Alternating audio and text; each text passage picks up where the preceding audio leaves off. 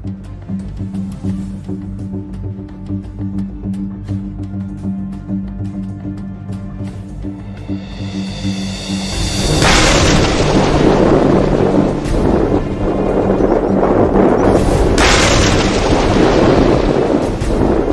ही में यमन के हूती ने एक बहुत बड़ा युद्धाभ्यास किया था। हूती की इस मिलिट्री ड्रिल में उसकी सारी फोर्सेस जैसे नौसेना, तटरक्षक, ड्रोन फोर्स और मिसाइल फोर्स ने हिस्सा लिया था।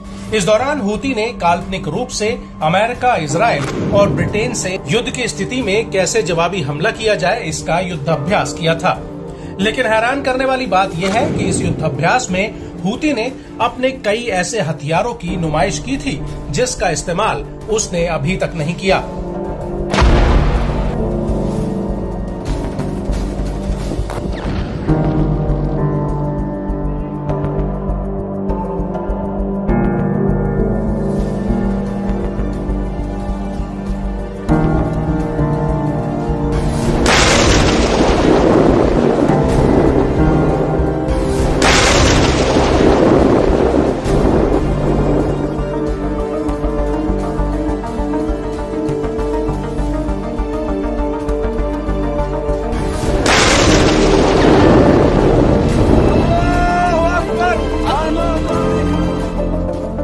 दरअसल अब हूती ने एक ऐसे समुद्री ड्रोन से पर्दा उठा दिया है जो लाल सागर में इजराइल और अमेरिकी जहाजों का काल बन सकता है। जी हाँ, हम बात कर रहे हैं हूती के अलकारिया समुद्री ड्रोन की, जो आने वाले वक्त में लाल सागर और एडन की खाड़ी में एक बहुत बड़ा खतरा बन सकता है।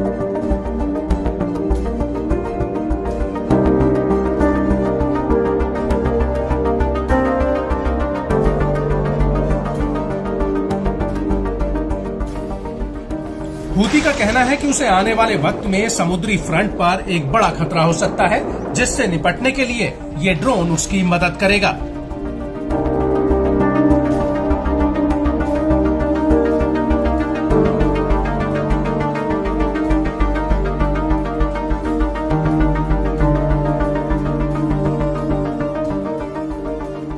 हूती के मुताबिक इस ड्रोन के दम पर उसकी नौसेना समुद्र में और ज्यादा सटीक हमले कर पाएगी। लेकिन बड़ी बात यह है कि हूती ने इस ड्रोन के जरिए अपने दुश्मनों को एक बड़ा संदेश दिया है। वो ये कि अगर भविष्य में उसके खिलाफ कोई आक्रामकता की गई तो वो उसका जवाब देने में हिचकिचाएगा नहीं।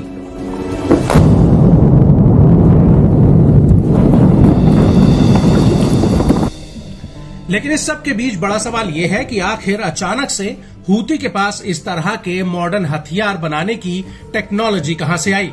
तो आपको बता दें कि पिछले महीने ही हूती ने अमेरिकी नौसेना का एक समुद्री ड्रोन रेमस 600 को यमन के तट पर पकड़ा था और कई रिपोर्ट्स में ये दावा किया गया है कि अमेरिका के इस समुद्री ड्रोन का अध्ययन हूती के मिलिट्री एक्सपर्ट्स और इंजीनियर्स ने किया था। और ऐसा माना जा रहा है कि इसके बाद ही हूती ने अपना नया समुद्री ड्रोन अलकारिया बना दिया।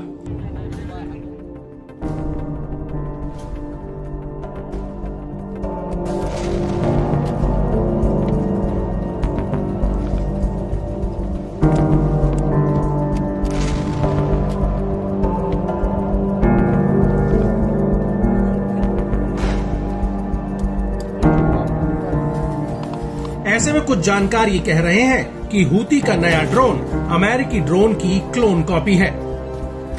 गौर करने वाली बात यह है कि जिस अमेरिकी ड्रोन को हूती ने पकड़ा था उसकी स्पीड 9.3 किलोमीटर प्रति घंटा है और वो समुद्र में 5.6 किलोमीटर प्रति घंटा की रफ्तार से 70 घंटों तक दौड़ सकता है।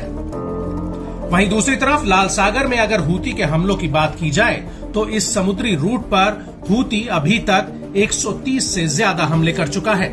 हूती के ज्यादातर हमले मालवाहक जहाजों, इजराइल और अमेरिका के युद्धपोतों और माल ढुलाई करने वाले जहाजों पर हुए हैं। बड़ी बात यह है कि हूती के इन हमलों से दुनिया का शिपिंग ट्रेड पूरी तरह से गड़बड़ा गया है और लाल सागर और भूमध्य सागर को जोड़ने वाली स्वेज नहर से गाजा युद्ध से पहले दुनिया का करीब 10 से 15% ग्लोबल ट्रेड होता था। लेकिन हूती के हमलों की वजह से ये व्यापार चौपट हो गया है और अब शिपिंग कंपनियां हूती के हमले से बचने के लिए दक्षिण अफ्रीका वाले Cape of Good Hope route का इस्तेमाल कर रही हैं, जो न सिर्फ बेहद ही लंबा है बल्कि इस रूट से माल ढुलाई में 2 गुना खर्चा भी आता है।